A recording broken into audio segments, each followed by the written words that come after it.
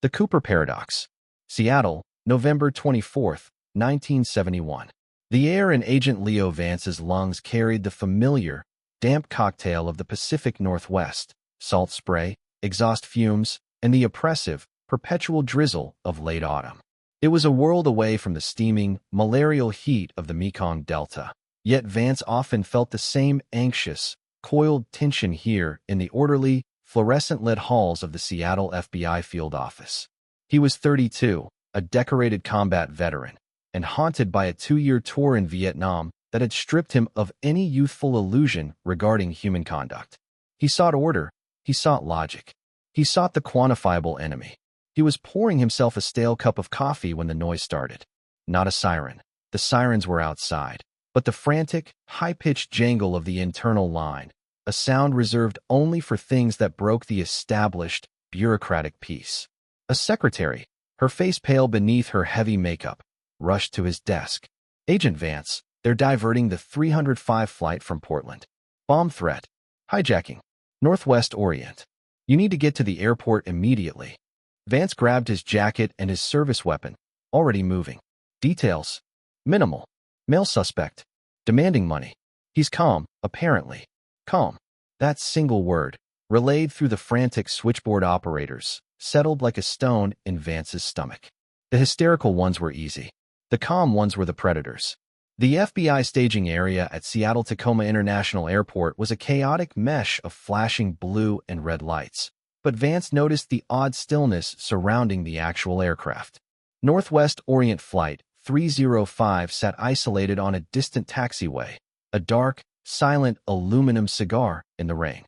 Vance found the lead agent, a man named Sterling who looked built from thick, institutional concrete. Sterling was harried, sweating despite the cold. "He's playing ball, Vance," Sterling muttered, adjusting his tie. "No heroics. Just get him his damn money, and let's get this over with." Vance ignored the procedural condescension. "We need to talk to the flight attendant who relayed the demands."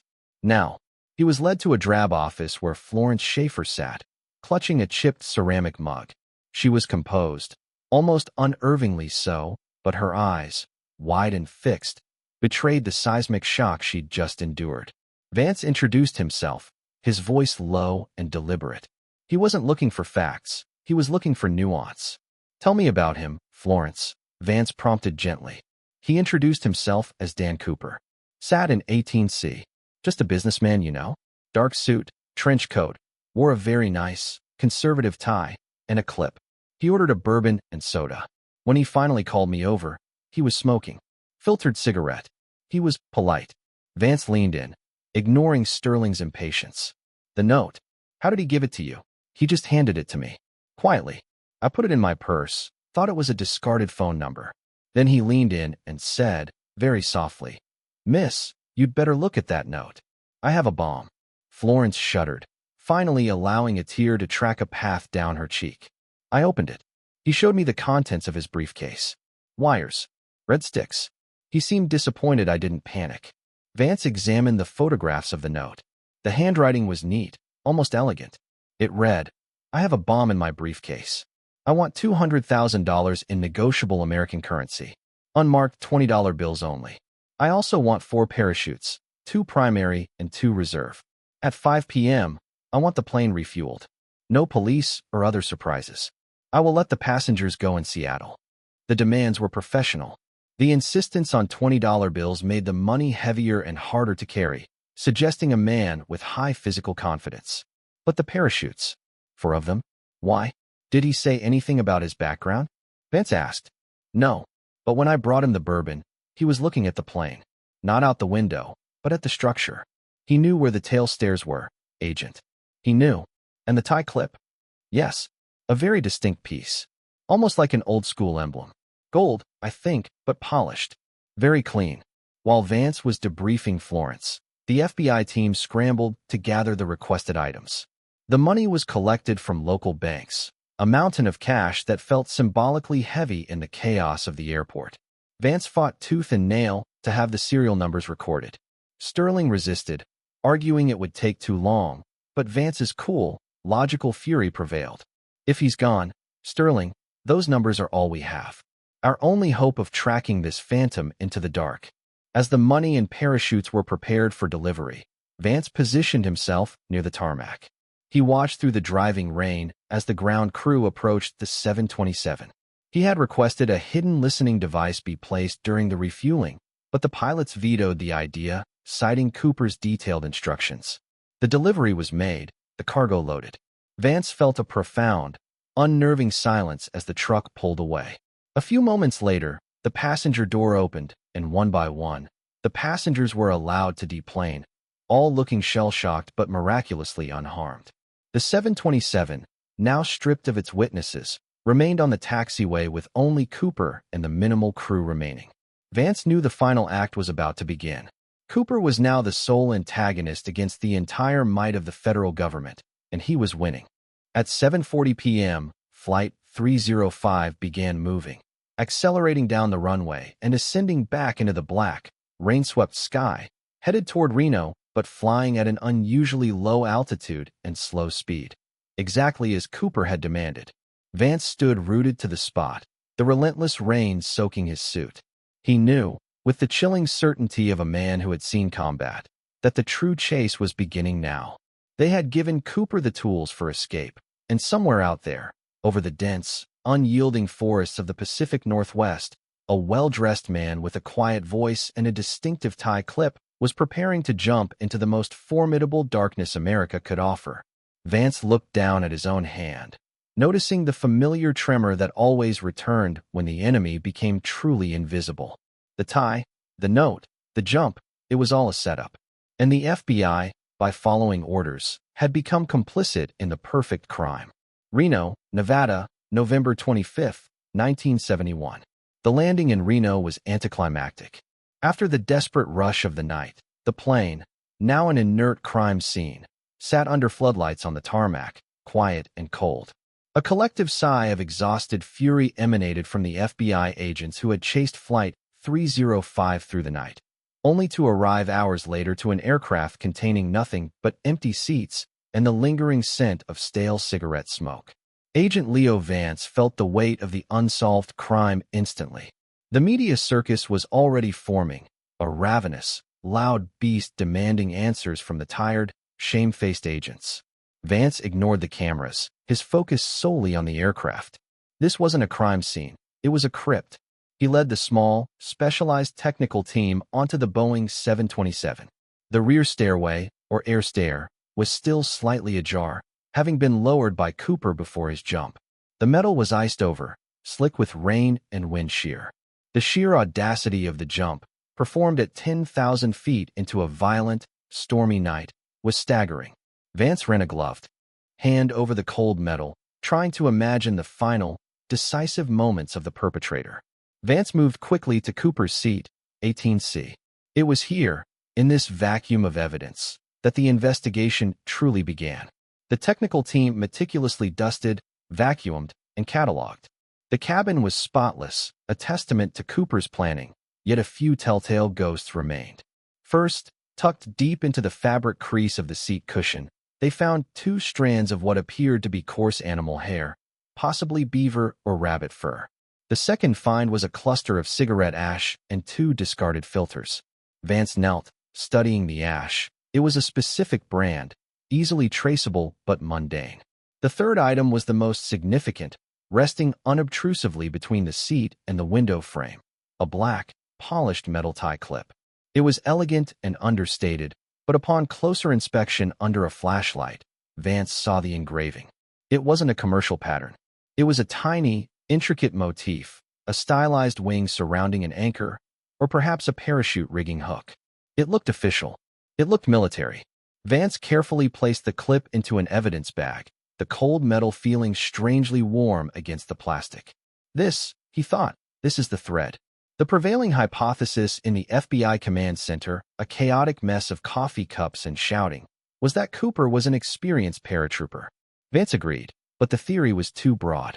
They had a dozen ex-paratroopers in custody already, men who fit the general profile, but none who fit the meticulous, calculating demeanor Florence Schaefer had described. Vance ordered the immediate cross-referencing of the tie clip's emblem against every known military unit insignia, current, and decommissioned, within the U.S. Armed Forces, focusing heavily on Vietnam-era special operations and air transport commands. He knew the sheer volume would be overwhelming, but the clip spoke of belonging, and belonging was a traceable commodity. As the physical evidence was being processed, the media frenzy exploded. Headlines screamed, $200,000 Sky Bandit vanishes, and Cooper, the airborne Robin Hood? The press, and, more alarmingly, the public, were not portraying Cooper as a villain, but as a maverick challenging a complacent system. The early 70s were an era of disillusionment, and Cooper's brazen act resonated with a generation tired of bureaucracy and Vietnam. Sterling, his face tight with fury, grabbed Vance in the hallway. "They're calling us incompetent, Vance. They're romanticizing this son of a bitch. We need a suspect, a lead, anything, to kill this legend before it takes root. We need the truth, Sterling, not a quick arrest," Vance countered, his voice steady. "The man we seek is not a desperate criminal. He's an exhibitionist with a plan. His biggest weapon is the media, and right now, he's winning the propaganda war." Vance's observation was stark. They were hunting two Coopers.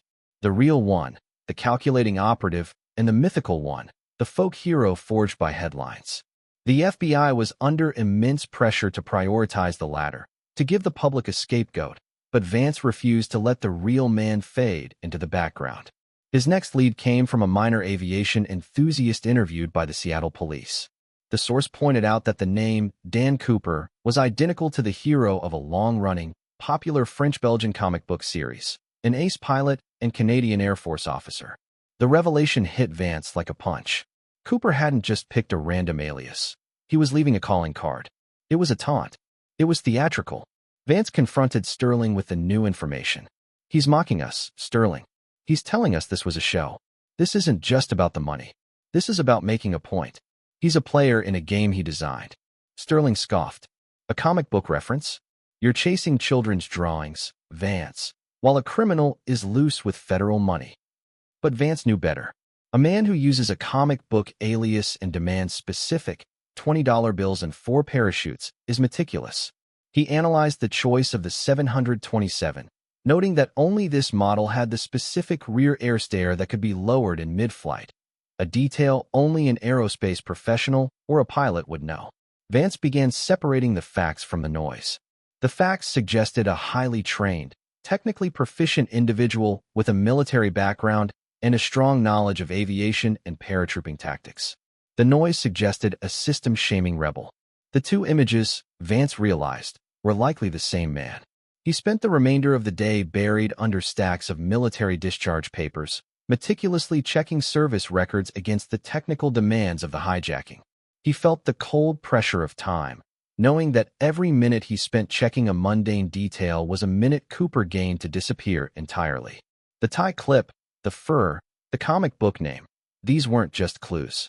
They were elements of a carefully constructed, deeply cynical self-portrait. Vance was not hunting a man. He was trying to dismantle a paradox. And until he could figure out what that customized military insignia on the tie clip represented, Cooper's empty seat would remain the loudest, most frustrating piece of evidence in American history. Seattle, Washington, December 1971. The relentless rain had solidified into a cold, heavy burden, mirroring the mood within the FBI's command center. A month had passed since the jump, and the vast, unforgiving landscape of the Pacific Northwest had swallowed D.B. Cooper whole. The initial frenzy of investigation had given way to a grinding, demoralizing routine. Agent Vance was operating on a skeletal crew and minimal sleep. The military insignia cross-referencing had yielded thousands of potential matches, from obscure Army parachute units to small, decommissioned Air Force auxiliary clubs. The sheer volume was designed to defeat them, and it was succeeding. Vance focused his attention entirely on the ground search, which was centered on the probable drop zone near the Lewis River, a region of dense, old-growth forest and rugged terrain known for its deep, treacherous canyons. Vance, guided by atmospheric data and wind speed estimates, spent weeks immersed in the terrain.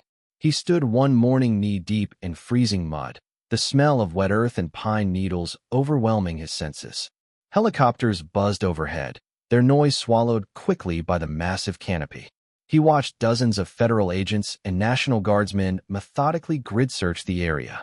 They found discarded beer cans, lost camping equipment, and deer carcasses, but no torn silk, no boot print, and certainly no $200,000. "We're looking for a needle in a haystack," Vance, Sterling grumbled, his expensive leather boots sinking slightly into the mire. "A dead needle. No one survives that fall in this weather. He's fertilizer by now." "He was an expert, Sterling," Vance retorted, wiping the rain from his face. "He knew how to aim for a canopy, how to manage the chute. He didn't survive by luck. He survived by skill. Our failure isn't finding him. It's realizing he planned his survival after the jump, too." Vance's mind was plagued by flashbacks to the dense jungles of Vietnam, where the enemy could vanish into the foliage, leaving behind only the cold realization of futility. The wilderness here was just as effective, just as menacing. The search was called off officially right before Christmas, deemed too dangerous and costly.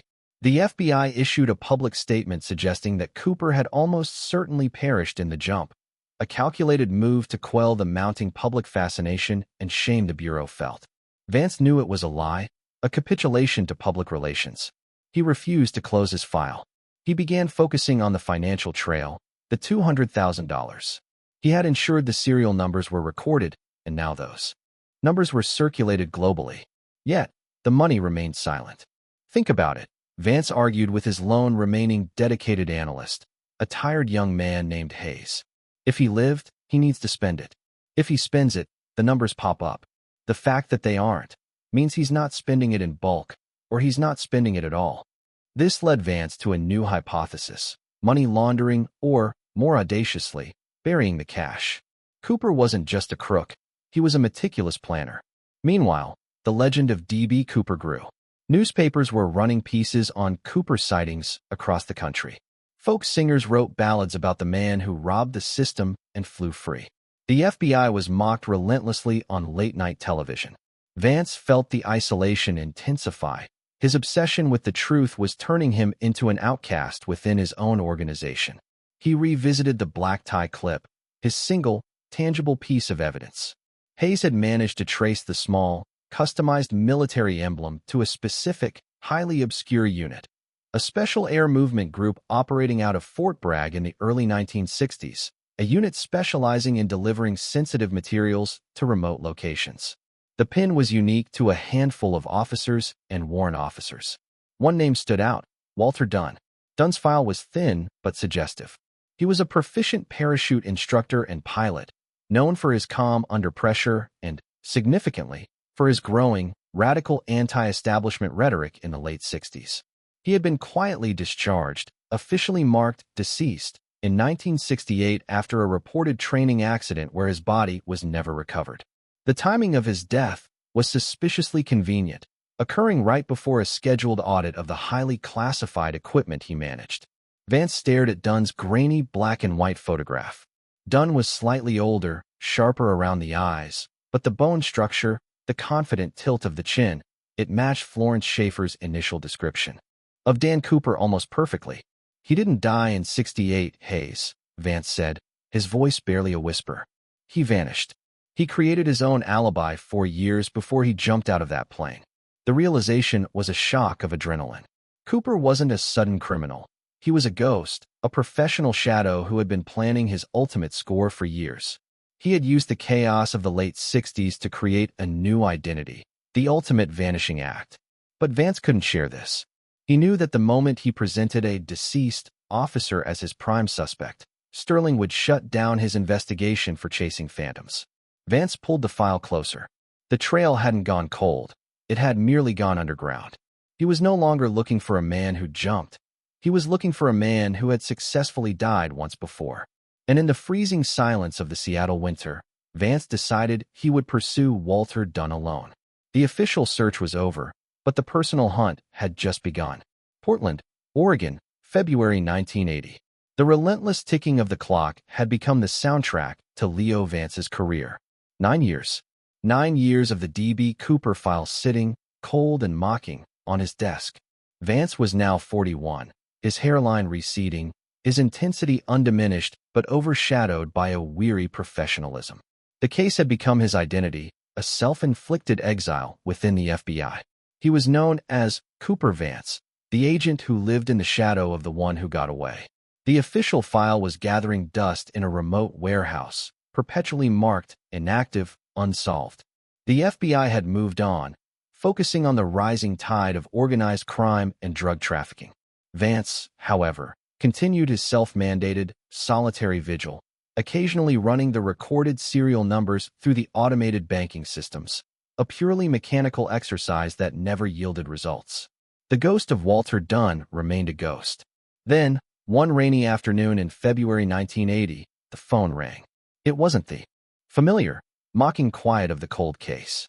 It was a local police dispatcher from Vancouver, Washington, his voice thick with disbelief.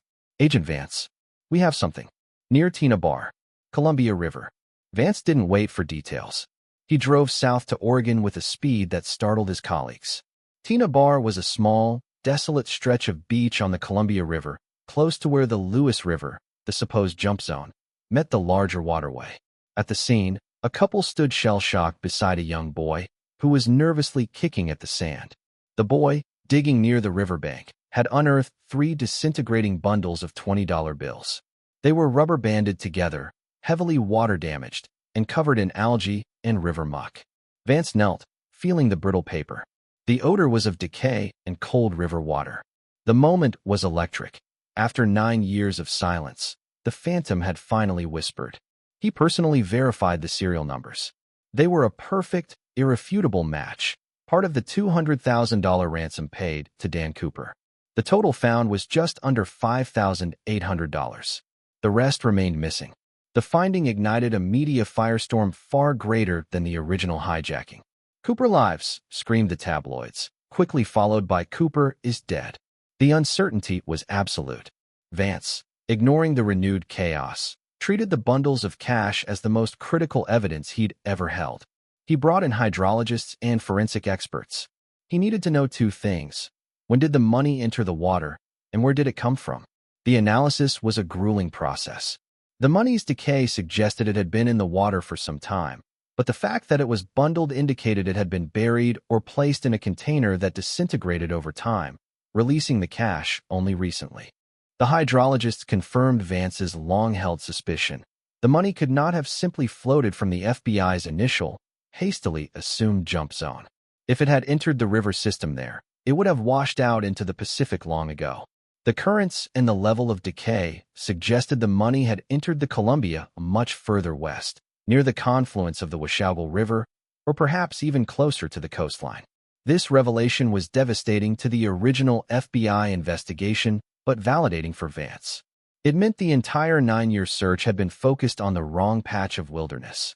Cooper's jump point was more deliberate, deeper in the inaccessible terrain than they had thought. Vance pulled the Walter Dunn file. He hadn't looked at it this closely in years. He superimposed the newly calculated trajectory onto the map, focusing on the remote, mountainous area where the money must have entered the water. He immediately noticed the correlation.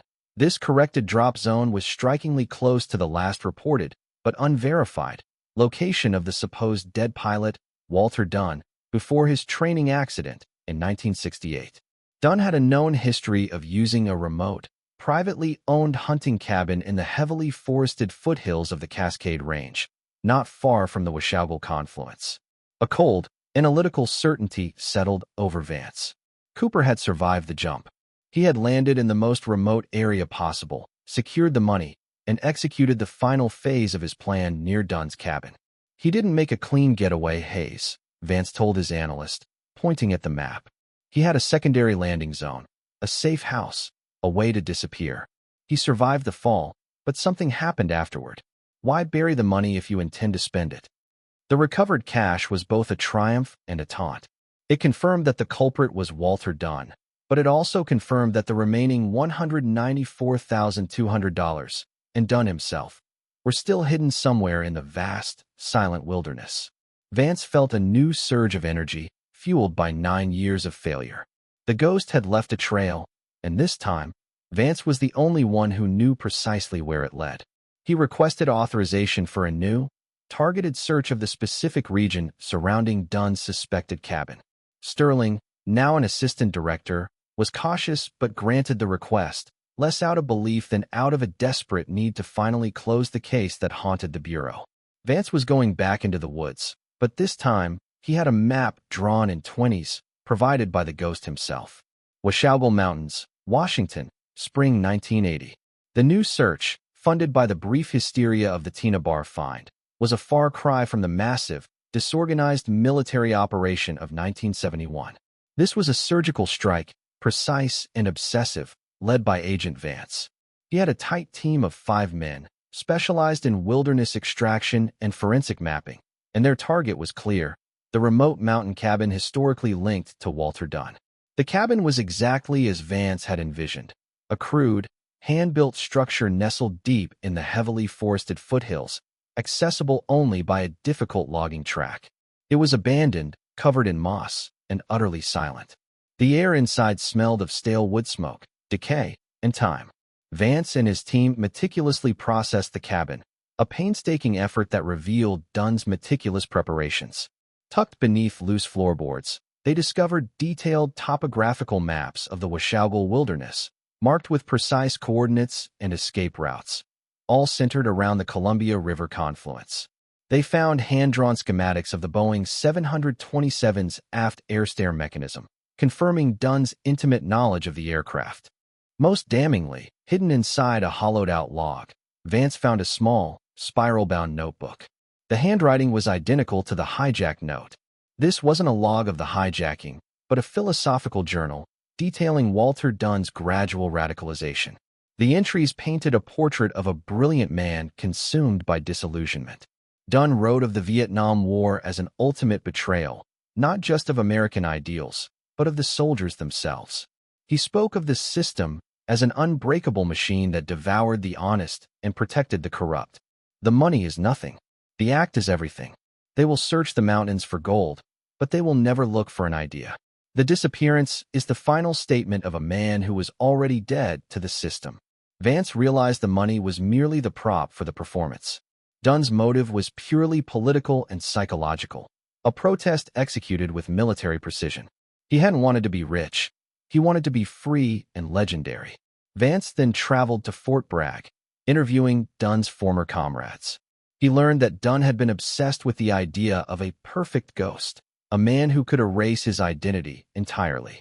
He had practiced survivalist techniques for years, preparing not for war, but for his own disappearance.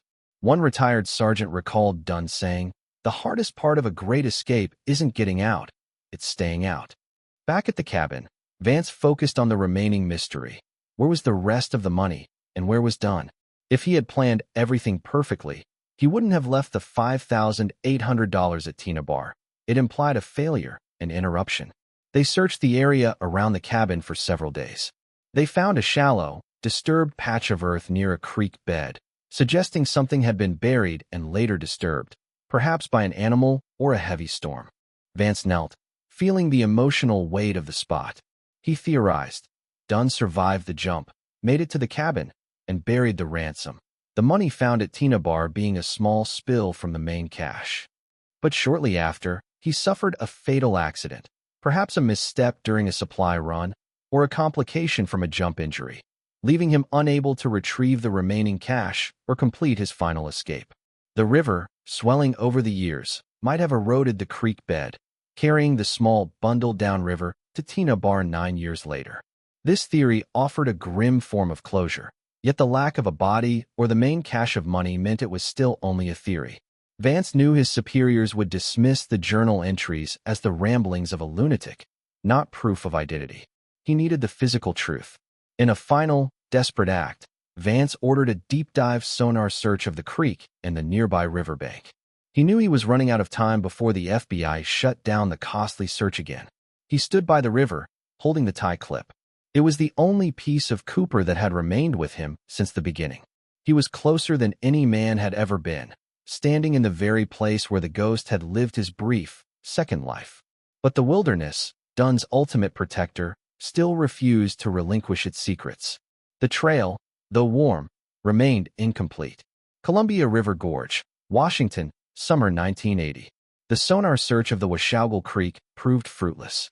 For 2 weeks, Vance and his team dragged the frozen creek bed and the adjoining riverbanks, finding only glacial silt, submerged logs, and the mundane detritus of decades.